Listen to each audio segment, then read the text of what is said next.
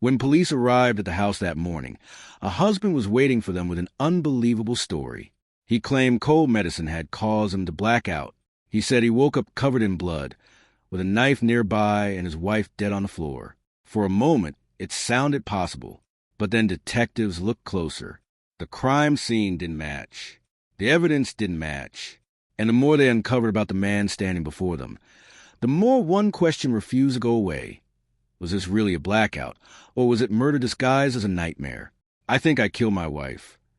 Those were the words Matthew Phelps whispered into a 911 call in the early hours of September 1st, 2017. He claimed he woke up covered in blood with a knife beside him and no memory of what happened. But investigators would soon discover that nothing about that scene made sense. The woman lying dead on the bedroom floor was 29-year-old Lauren Ashley Nicole Phelps, a Sunday school teacher, a daughter, a sister, and someone deeply rooted in faith and family. People who knew Lauren described her as kind, caring, and genuine. She wasn't pretending to be a good person. She simply was one.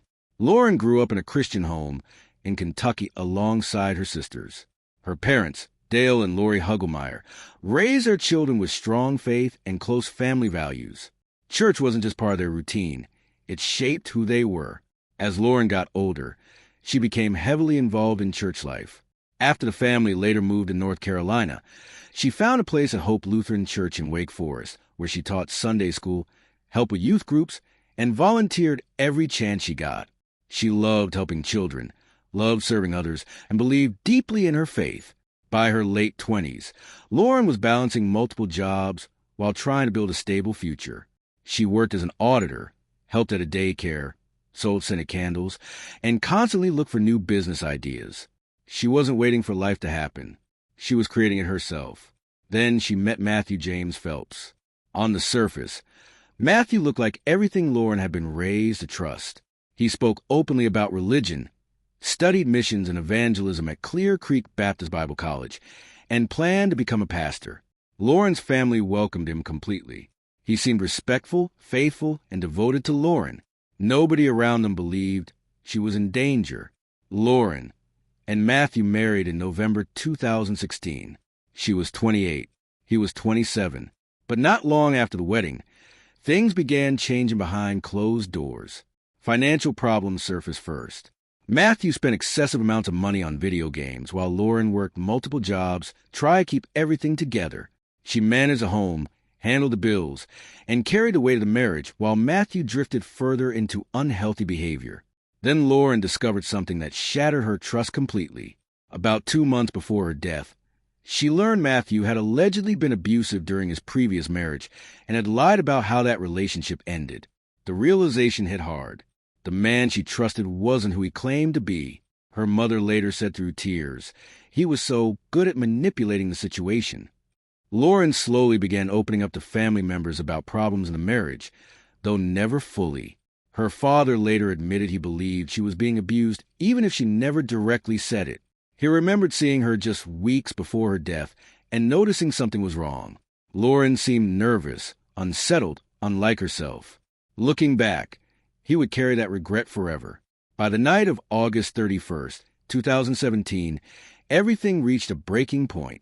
Lauren had reportedly decided she was leaving Matthew after a serious argument connected to infidelity. According to her sister Beth, Lauren told him she was done. Beth later said, I think he made a decision that night that Lauren was not going to leave him. Just hours later, Matthew Phelps dialed 911 from their home on Puxon Drive in Raleigh, North Carolina. At first, the call sounded confusing more than anything else. Matthew claimed he had taken cold medicine, fallen asleep, then woken up to find Lauren stabbed beside him. But investigators immediately noticed major problems with his story. The crime scene felt staged. Despite claiming he woke up covered in blood after a brutal attack, Matthew only had minimal blood on his clothing and shoes. Detectives believed it looked more like someone had cleaned themselves up before making the call. Then came the autopsy. Lauren Ashley Nicole Phelps suffered 123 sharp force injuries. 44 wounds were concentrated around her face and neck. So were over 4 inches deep. She also had defensive wounds on her hands and arms, proving she fought desperately for her life. Investigators later found strands of hair clenched tightly in Lauren's hand. Matthew Phelps was quickly taken into custody. As detectives dug deeper, the story unraveled even further. Toxicology reports confirmed cold medicine was in Matthew's system, but experts later testified the amount was nowhere near enough to cause hallucinations, blackouts, or loss of control. That explanation collapsed completely. Then investigators uncovered something deeply disturbing online. Matthew operated an Instagram account called Marty Radical, filled with content connected to the movie American Psycho. The account included scenes from the film and photos of Matthew dressed as the movie's main character, Patrick Bateman, a fictional serial killer living a double life. Even more alarming, investigators learned Matthew had previously expressed curiosity about what would feel like to kill someone. At the same time, phone records revealed Lauren and Matthew had been arguing throughout the night before the murder. Lauren was angry over his behavior and had reportedly made it clear the marriage was over. Investigators believe Matthew snapped when he realized she was leaving. He was charged with first-degree murder and held without bail in Wake County Jail. Still, Matthew pleaded not guilty. For Lauren's family, the months that followed were devastating. They didn't want people to remember only how Lauren died. They wanted people to remember who she was. They wore buttons with her picture and stood behind a message they called Lauren's Light.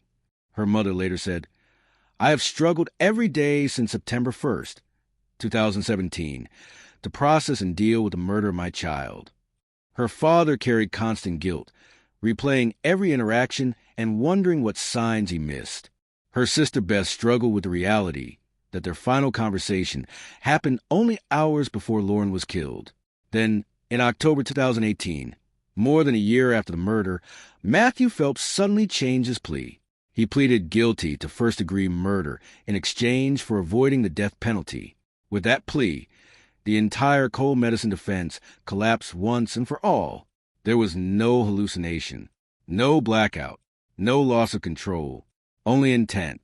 More than 50 of Lauren's friends and supporters packed the courtroom wearing shirts that read Lauren's Light, while victim impact statements were read for nearly 3 hours.